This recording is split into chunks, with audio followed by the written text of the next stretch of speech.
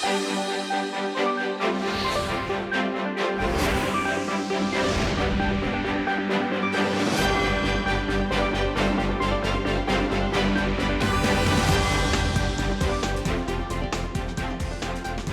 morning. It's June 8th here in Seoul, and I'm Kim Dami. Let's begin with these stories making the headlines at this hour, starting with South Korea's newly laid out national security strategy. The latest version under the Yoon Suk-yeol administration pursues practical and cooperative diplomacy to boost Seoul's national interest and standing in the world. Also included is a beefing up security against North Korean threats. Ukraine says the recent dam collapse has left thousands without drinking water and continues to blame Russia for the disaster. The World Food Program warns of global hunger due to the destruction. And New York City is experiencing the worst air quality in the world as smoke from wildfires in Canada blankets the city and travels across the U.S.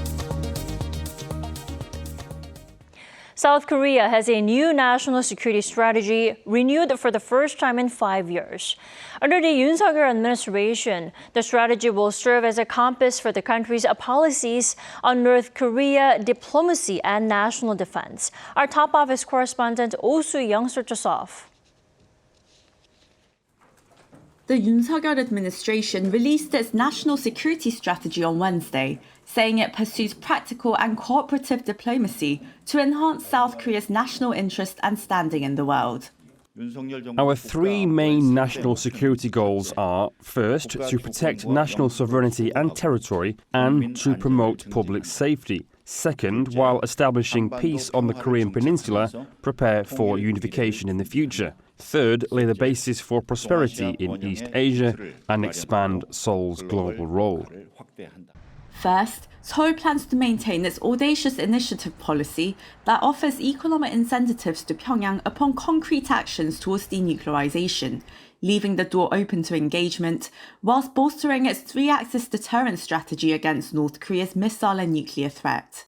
The strategy highlights the South's alliance with the United States, bolstered by the recent Washington Declaration that established the Joint Nuclear Consultative Group. A senior Yoon official said the group would be formed within the year, with a potential first meeting during the summer, and that the Allies and Tokyo are working to complete a trilateral missile warning system. With the US and Japan highlighted as the country's essential partners in both national and economic security based on shared liberal democratic values, the strategy adopts confident diplomacy towards Beijing regarding sensitive security issues while aiming for a healthier and more mature relationship based on mutual respect and reciprocity. On Russia, Seoul will continue efforts to end the war in Ukraine along with sanctions on the Kremlin. Still, it seeks stable relations with Moscow. Citing concern about the geopolitical risks between the major powers, as well as trade uncertainties, Seoul looks to overcome its greatest security and economic challenges through a global comprehensive approach of collaborating more with other middle powers. Building on the Indo-Pacific strategy released in December, the National Security Strategy lays out more detailed steps to cooperate with the Association of Southeast Asian Nations and the European Union to maintain stability in supply chains and regional security, and tackle emerging challenges such as climate change and cyber attacks based on the rule of law and freedom. To establish itself as a global pivotal state, South Korea will strive to actively expand its roles in global governance and its development assistance in proportion to its international standing. Oh Soo-young, Arirang News. Ukraine continues to hold Russia responsible for the recent dam collapse and says thousands of people have been left with no drinking water. In fact, the World Food Program warns of a global disaster due to the destruction. Lee Seung-ja has the latest. In an exclusive interview with Germany's Bild newspaper on Wednesday, Ukrainian President Vladimir Zelenskyy says Russian forces are shooting at Ukrainian rescuers, trying to help those impacted by the flood that followed the recent collapse of the Nova Kakhovka Dam. Zelenskyy blamed Russia for the dam collapse, saying that it was a move to slow down Ukrainian forces from taking back their territories. He also slammed international humanitarian organizations, which he says have done nothing to assist in the rescue operation, despite pleas for help. Meanwhile, in his first comments since the destruction of the Russian-controlled dam, Russian President Vladimir Putin blamed Ukraine, calling those responsible barbaric. The comments came as he held phone talks with Turkish President Recep Tayyip Erdogan on Wednesday, where he noted that the destruction of the dam led to a large-scale environmental and humanitarian catastrophe. After holding talks with both Putin and Zelenskyy, the Turkish presidential office spoke of the possibility of establishing a commission made up of experts from the warring parties, the UN, and other countries, including Turkey, to investigate what happened to the dam. Meanwhile, NATO Secretary General Jens Stoltenberg said Wednesday that he will chair an emergency meeting on Thursday on what he called the outrageous destruction of the dam. Taking to Twitter, the NATO chief said it had displaced thousands of people and caused an ecological catastrophe in Ukraine. The meeting comes at the request of Ukrainian Foreign Minister Dmytro Kuleba, who will be taking part via video link. The destruction of the dam has become a hot topic all around the world, as the UN's World Food Program has also come out warning of negative consequences for hunger worldwide following the incident. The head of the WFP's Berlin office, Martin Frick, said Wednesday that the massive flooding is destroying newly planted grain, and with it hope for 345 million hungry people around the world for whom grain from Ukraine is a lifesaver. According to preliminary estimates, the dam collapse could eventually lead to some 10,000 hectares of agricultural land on the northern bank of the Dnipro being flooded. Lee Seung-jae, Arirang News. Over in Russia, the wife and son of an official at the Consulate General of North Korea have reportedly gone missing, which Russian police believe that the two may have attempted to leave the country. According to Radio Free Asia on Tuesday, the 43-year-old wife and 15-year-old son of an official in his 60s disappeared in the Russian city of Vladivostok. Reports say they were last seen after leaving the consulate by taxi on Sunday. Japan's Asahi Shimbun speculates that they may have left for China in order to defect to South Korea. Now, neither the North Korean embassy in Vladivostok or Russian authorities have confirmed any details regarding the incident.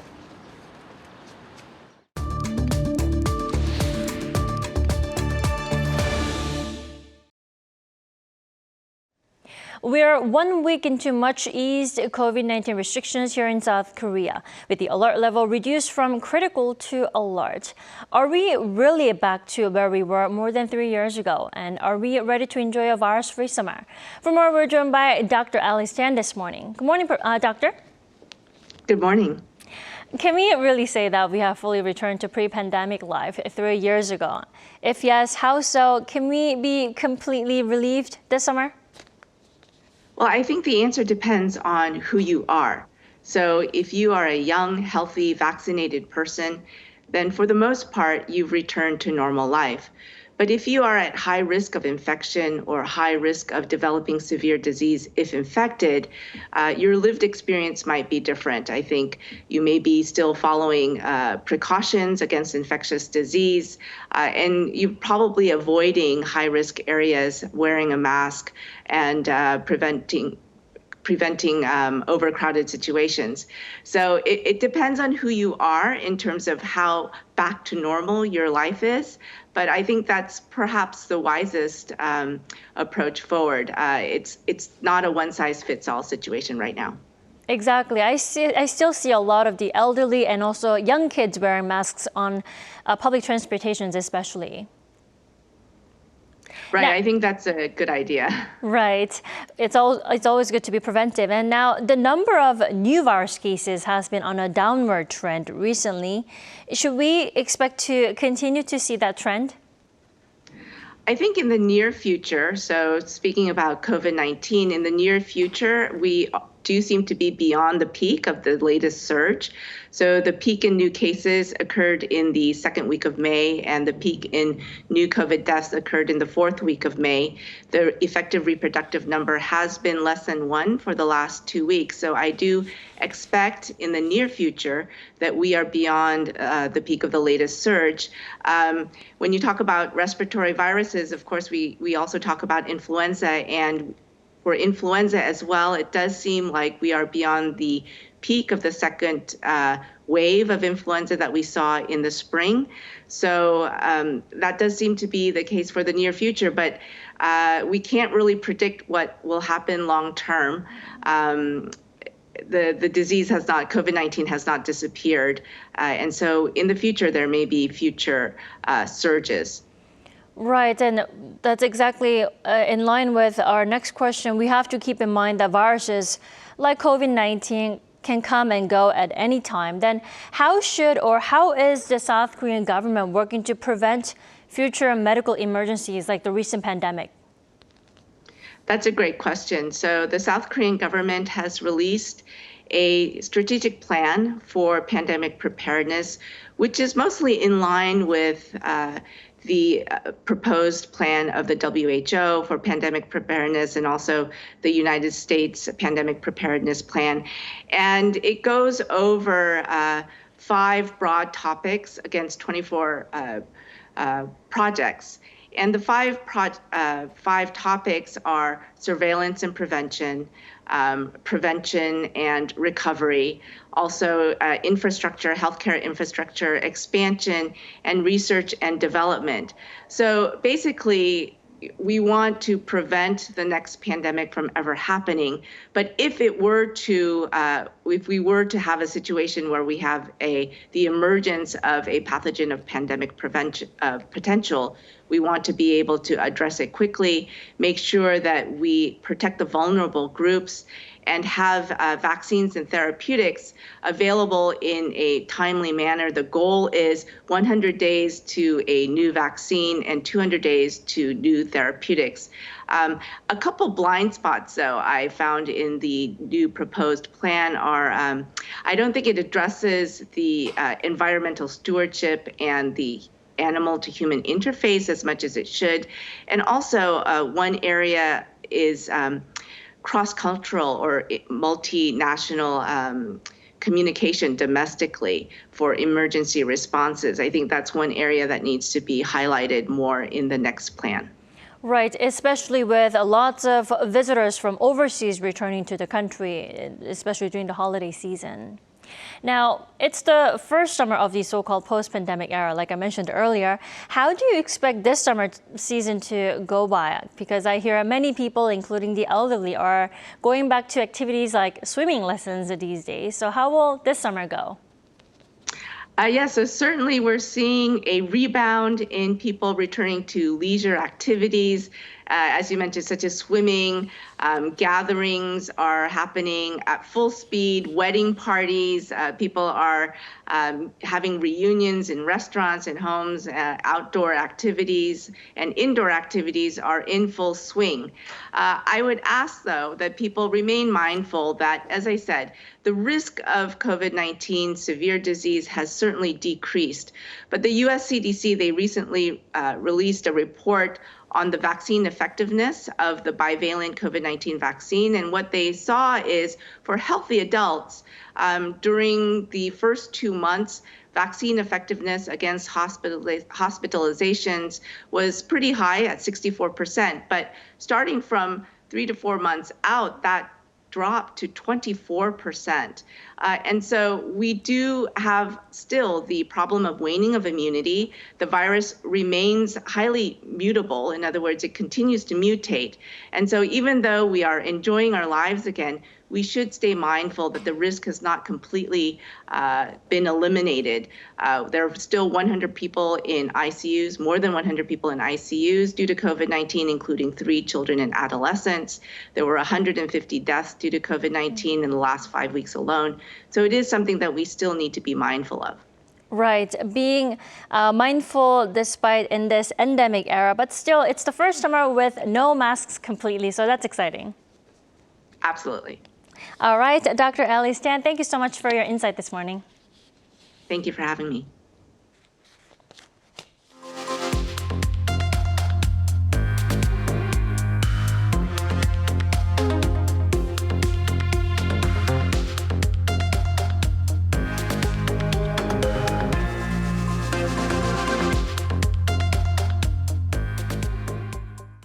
The The OECD has cut its growth outlook for South Korea this year, pointing to weak private investment and sluggish exports. Our Moon Hae-ryun has the details. South Korea's growth outlook for the year has been set lower than the overall global forecast, despite expectations that economic conditions will improve alongside a recovery in China.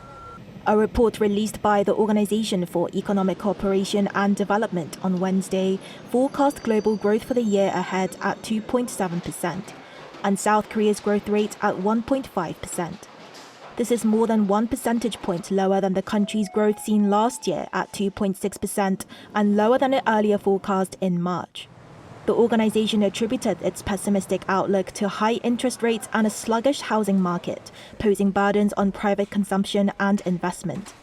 It also recommended the support of vulnerable groups here to enhance fiscal soundness in response to the country's aging population, such as training for the unemployed and improving women's participation in economic activities.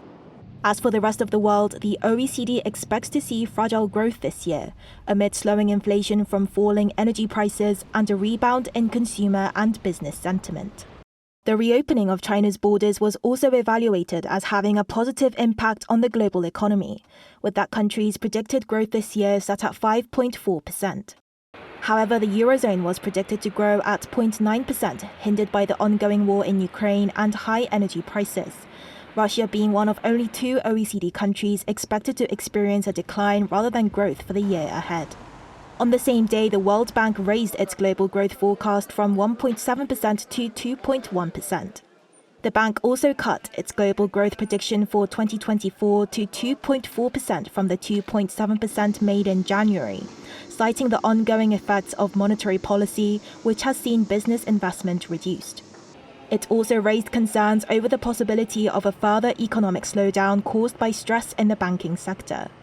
By region, the World Bank shared similar views with the OECD in that China was predicted to show rapid growth this year, unlike the Eurozone. Moon Hae-ryun, Arirang News. The U.S. trade deficit widened to the largest in 6 months in April, with imports picking up and exports declining. The nation's goods trade deficit with China also slightly widened, while China's share of U.S. goods imports fell to the lowest level since 2006. Our Lee Si-hoo reports. The U.S. trade deficit in April reached its highest level in 6 months and widened by the biggest margin since April 2015, jumping 23.0% to $74.6 billion. This comes as imports of goods rebounded and exports, especially for energy-related products, declined. According to the U.S. Department of Commerce, overall imports increased 1.5% to nearly $324 billion. The goods imports rose 2% to some $263 billion, boosted by motor vehicles, parts, and engines. There were also increases in the import of industrial supplies and materials. Overall exports fell 3.6%, the largest drop in 3 years, to $249 billion. Exports of goods plunged 5.3%, the most in 3 years, to some $167 billion, the lowest level since February 2022. As for U.S. trade with China, the goods trade deficit slightly widened from the month before. And according to a report by the Wall Street Journal, China's share of U.S. goods imports fell to the lowest level since 2006 to 15.4% in the year leading up to April, amid rising geopolitical tensions between the two countries. Meanwhile, U.S. trade with other countries in Europe and Asia, as well as Mexico, increased. And trade with 25 Asian countries, including India, Japan, and Vietnam, in the previous 12 months accounted for nearly 25% of overall goods imported. Lee Si-hoo, Arirang News. Coinbase Chief Executive Brian Armstrong reaffirmed that users' funds are safe after a lawsuit was launched by the U.S. Securities and Exchange Commission. He made the remarks at a Bloomberg conference after the SEC on Tuesday alleged that Coinbase Health failed to register 13 crypto assets as securities subject to regulations while operating as an unregistered crypto broker. Coinbase currently trades 200 crypto assets. Armstrong also called SEC CEO Gary Gensler an outlier, citing lawmakers supportive of developing clear crypto rules. He added that the company has been requesting clear rules but was met with an icy response by the SEC.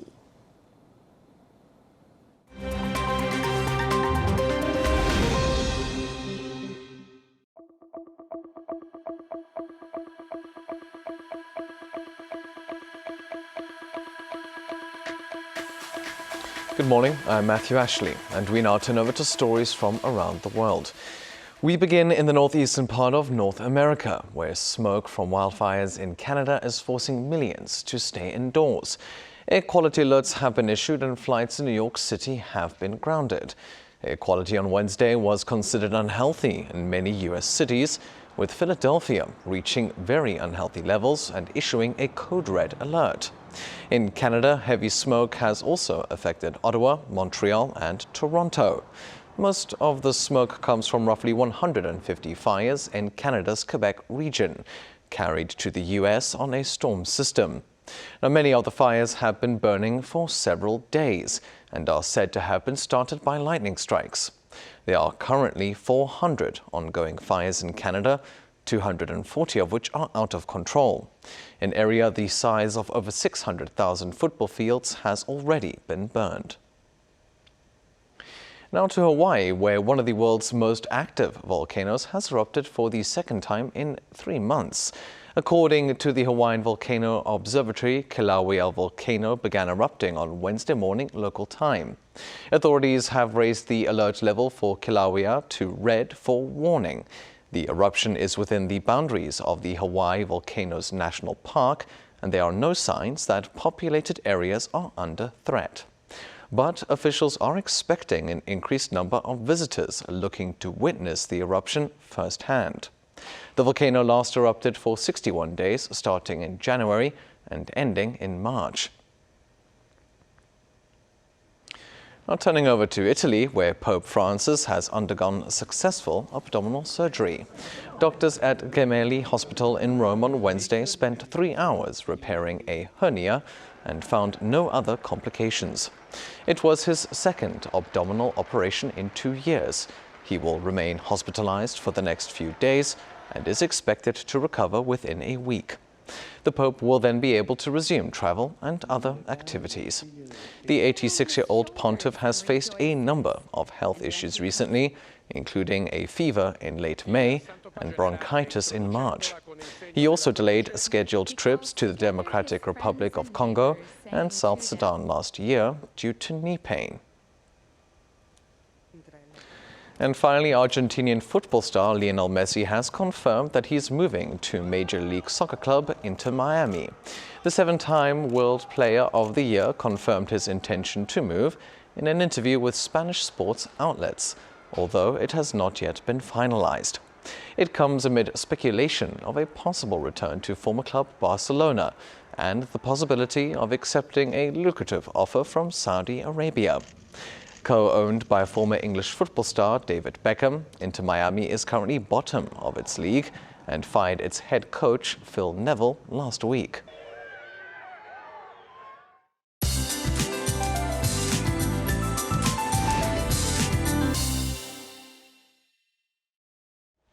Good morning. Thursday begins with mostly cloudy skies, then becoming rainy in central regions, Jeollado and parts of Gyeongsang-do provinces, but much sunnier in the rest of the southern parts of the country. More about the rain, central regions could see up to 50 millimeters of rain, pounding down overnight at 20 to 30 millimeters an hour. And while it rains, thunderstorms and strong winds could lash the area. Despite the rain, temperatures will go up as high as yesterday. East Coast regions will see highs jumping to nearly 30 degrees Celsius. Seoul will be as comfortable as yesterday under murky skies. Meanwhile, southern parts of the country will see sunnier skies as the afternoon goes on with stronger UV rays. And skies will clear from tomorrow morning with more passing rain in the forecast in central regions this weekend. That's Korea for you, and here's a look at the international weather conditions.